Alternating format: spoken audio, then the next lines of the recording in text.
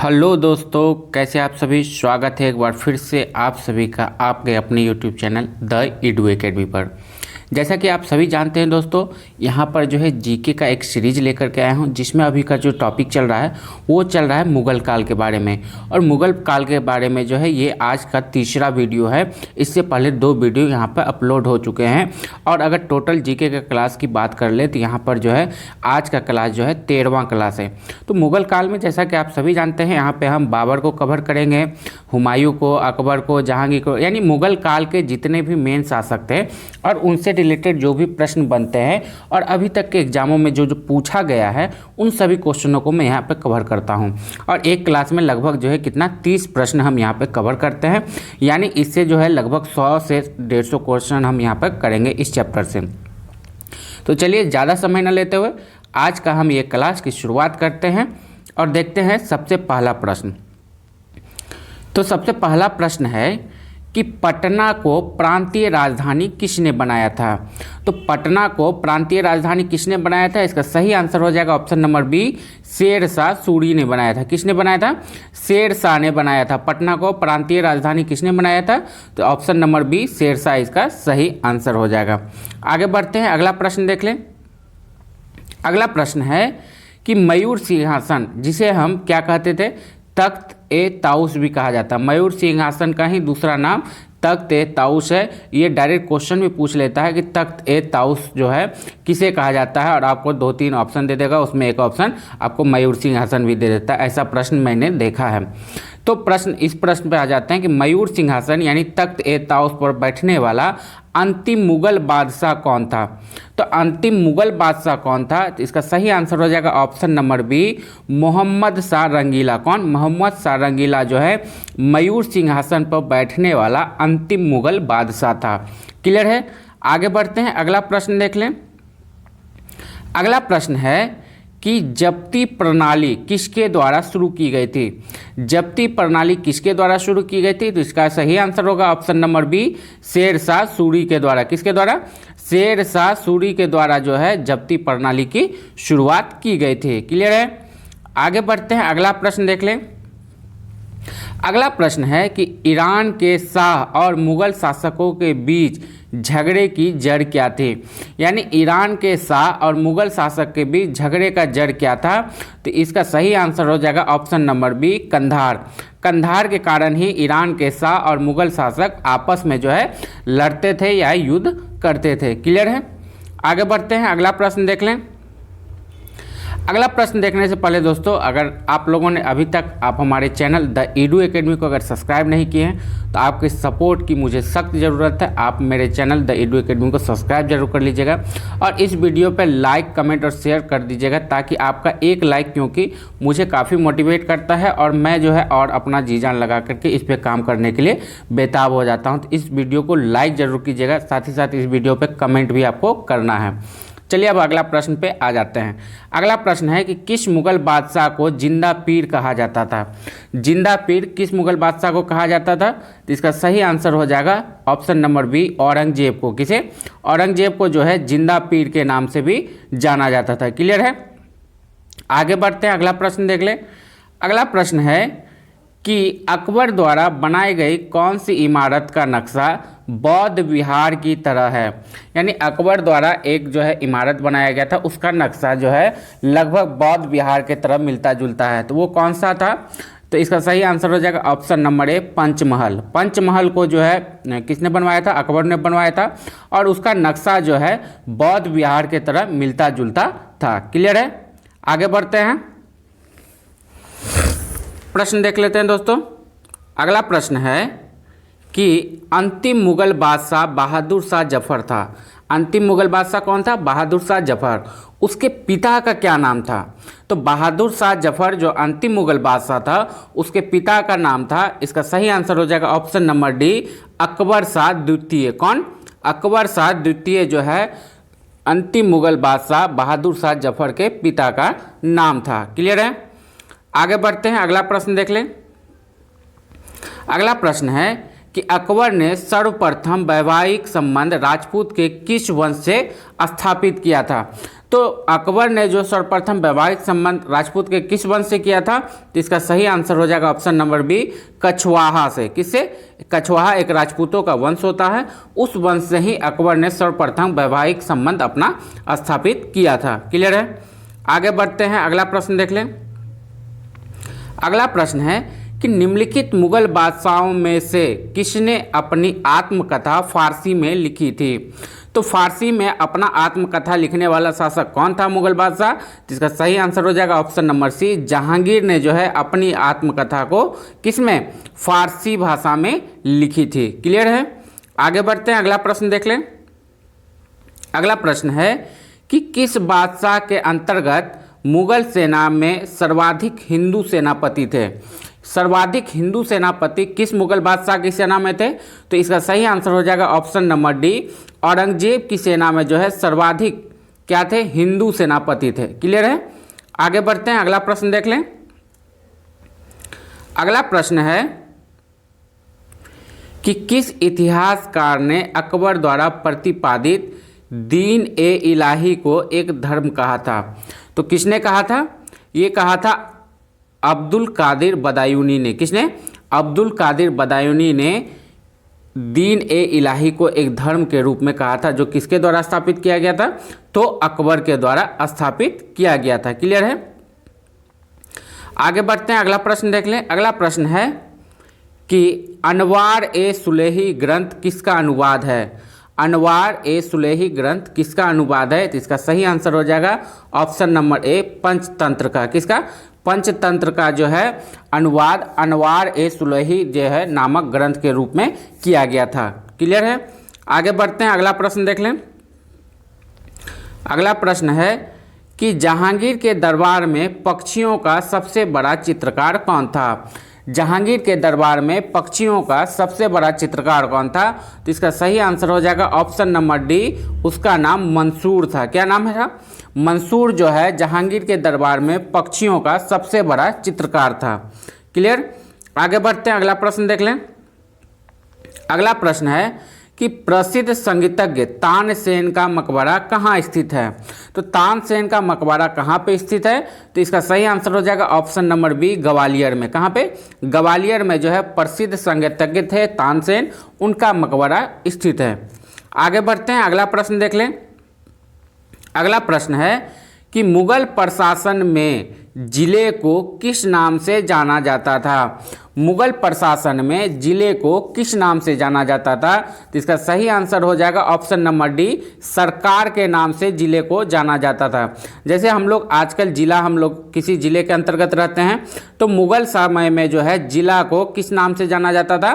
तो सरकार के नाम से जाना जाता था। क्लियर है? आगे बढ़ते हैं, अगला प्रश्न देख लें।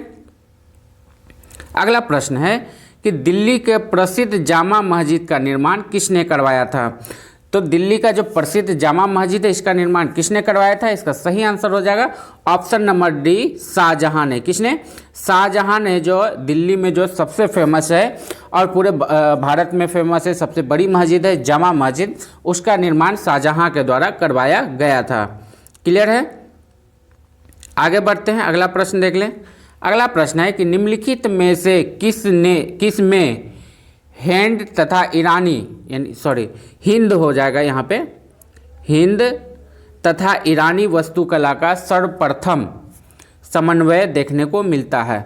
यानी निम्नलिखित में से कौन सी इमारत में हिंद तथा ईरानी वास्तुकला का सर्वप्रथम समन्वय देखने को मिलता है? तो इसका सही आंसर हो जाएगा option number D, Sher Shah का जो मकबरा है उसमें आपको क्या देखने को मिला था?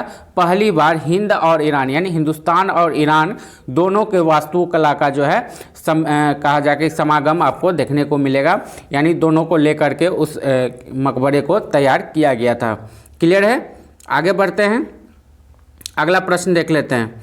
अगला प्रश्न है कि हुमायूं और शेर खान के मध्य लड़े गए युद्ध में कौन सा युद्ध निर्णायक था, जिसमें विजय के उपरांत शेर खान ने शेर शाह आलम अल आदिल की उपाधि धारण की थी। कौन सी उपाधि? शेर शाह आलम अल आदिल की उपाधि धारण की थी। और किनके किनके बीच युद्ध लड़ा गया था? तो हुमायूं और शेर खान के मध्य युद्ध लड़ा गया था और काफ़ी निर्णायक ये युद्ध था। तो ये लड़ा गया था चौसा का युद्ध। कौन सा युद्ध? चौसा का जो निर्णायक युद्ध था। उसके बाद ही शेर खान ने शेर शाह आलम अल आदिल की उपाधि धारण की थी और युद्ध लड़ा गया था हुमायूं और शेर खान के बीच में। आगे बढ़ते हैं, अगला प्रश्न देख लें। अगला प्रश्न है कि दक्षिण बिहार का वास्तविक शासक बनकर शेर खान ने कौन सी उपाधि धारण की थी? जब दक्षिण भारत का वास्तविक शासक बना था शेर खान तो उसने हजरत ए आला की उपाधि धारण की थी। कौन सी? हजरत ए आला की उपाधि धारण की थी। क्लियर है? आगे बढ़ते हैं, अगला प्रश्न देख लें। अगला प्रश्न है कि किस युद्ध को जीतने के बाद शेर शाह ने दिल्ली में द्वितीय अफगान राज्य की स्थापना की थी? यानी कौन से युद्ध को जीतने के बाद शेर शाह ने दिल्ली में द्वितीय अफगान राज्य की स्थापना की थी? तो इसका सही आंसर हो जाएगा ऑप्शन नंबर ए, बिलग्राम का युद्ध, जिसे कन्नौज के युद्ध के नाम से भी हम जानते हैं। इसे किस नाम से? तो कन्नौज का युद्ध, कन्नौज का युद्ध के नाम से भी जाना जाता है और इसका एक नाम बिलग्राम का भी युद्ध है। क्लियर है? आगे बढ़ते हैं, अगला प्रश्न देख लें। अगला प्रश्न है कि निम्न मुसलमान विद्वानों में से हिंदी साहित्य के लिए किसका सबसे महत्वपूर्ण योगदान है? यानी कौन से मुसलमान विद्वान थे जिनका हिंदी साहित्य में भी सबसे महत्वपूर्ण योगदान है? तो इसका सही आंसर हो जाएगा ऑप्शन नंबर सी, अब्दुल रहीम खाने खाना। अब्दुल रहीम खाने खाना जो है ये एक क्या थे? मुस्लिम विद्वान थे, काफ़ी बड़े विद्वान थे, लेकिन इन्होंने हिंदी साहित्य पर भी काफ़ी अच्छा काम किया था। क्लियर है? आगे बढ़ते हैं, अगला प्रश्न देख लें।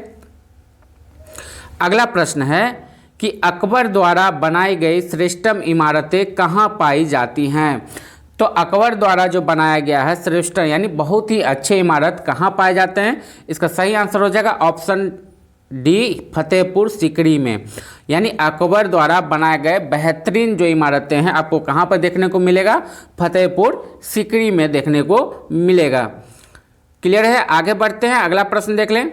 अगला प्रश्न है कि मुगल काल में निम्नलिखित बंदरगाहों में से किसको बाबुल मक्का या मक्का द्वार कहा जाता था? यानी मुगल काल में कौन से बंदरगाह को बाबुल मक्का कहा जाता था या फिर मक्का द्वार भी कहा जाता था? तो इसका सही आंसर हो जाएगा ऑप्शन नंबर डी, सूरत बंदरगाह को। कौन? सूरत बंदरगाह को जो है बाबुल मक्का या मक्का द्वार के नाम से जाना जाता था। क्लियर है? आगे बढ़ते हैं, अगला प्रश्न देख लें। अगला प्रश्न है कि अमरकोट या उमरकोट, दो नाम हैं, अमरकोट या उमरकोट के राजा वीर साल के महल में किस मुगल बादशाह का जन्म हुआ था? तो किस मुगल बादशाह का जन्म हुआ था? तो इसका सही आंसर हो जाएगा ऑप्शन नंबर सी, अकबर का। किसका? अकबर का जन्म अमरकोट या उमरकोट के राजा वीर साल के महल में हुआ था। क्लियर है? आगे बढ़ते हैं, अगला प्रश्न देख लें। अगला प्रश्न है कि मुगल वंश के संदर्भ में पिता के रहते बादशाह पद प्राप्त करने का प्रथम प्रयास करने वाला शहजादा कौन था?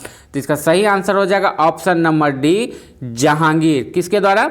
जहांगीर के द्वारा जो है पिता के रहते बादशाह पद प्राप्त करने का इन्होंने प्रयास किया था। यानी पिताजी उनके जिंदा थे और उसी वक्त जो है उन्हें मार करके या उनसे जो है कहा जाए कि गद्दारी करके ये सत्ता काबिज करना चाहते थे। क्लियर है? आगे बढ़ते हैं, अगला प्रश्न देख लें। अगला प्रश्न है कि शासक बनने के बाद 12 अध्यादेश या जिसे 12 ऑर्डिनेंस कह सकते हैं जारी करने वाला मुगल बादशाह कौन था?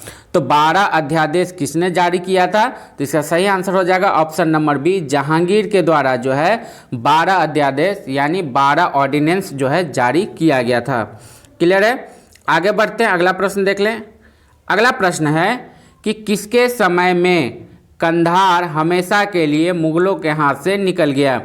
तो किसके समय में कंधार जो है मुगलों के हाथों से हमेशा के लिए निकल गया? इसका सही आंसर हो जाएगा ऑप्शन नंबर ए, जहांगीर के काल में जो है मुगलों के हाथों से कंधार हमेशा के लिए निकल गया था। क्लियर है? आगे बढ़ते हैं, अगला प्रश्न देख लें। अगला प्रश्न है कि मेवाड़ से युद्ध तथा चित्तौड़ की संधि किसके शासनकाल की महत्वपूर्ण उपलब्धि है? मेवाड़ से युद्ध तथा चित्तौड़ की संधि किसके शासनकाल की महत्वपूर्ण उपलब्धि है? तो इसका सही जवाब हो जाएगा ऑप्शन नंबर बी, जहांगीर का जो है ये बहुत बड़ी उपलब्धि थी कि इन्होंने मेवाड़ से युद्ध किया था और चित्तौड़ के साथ क्या किया था? संधि किया था। क्लियर है? आगे बढ़ते हैं, अगला प्रश्न देख लें। अगला प्रश्न है कि मैंने अपना राज अपनी प्यारी बेगम के हाथों में एक प्याला शराब और एक प्याला शोरबे के लिए बेच दिया है। कथन एक बार फिर से सुन लीजिएगा कि मैंने अपना राज यानी अपनी जितनी भी राज थे अपनी प्यारी बेगम के हाथों में एक प्याला शराब और एक प्याला शोरबे के लिए बेच दिया था। ये किसने कहा था, यानी ये कथन किसका था?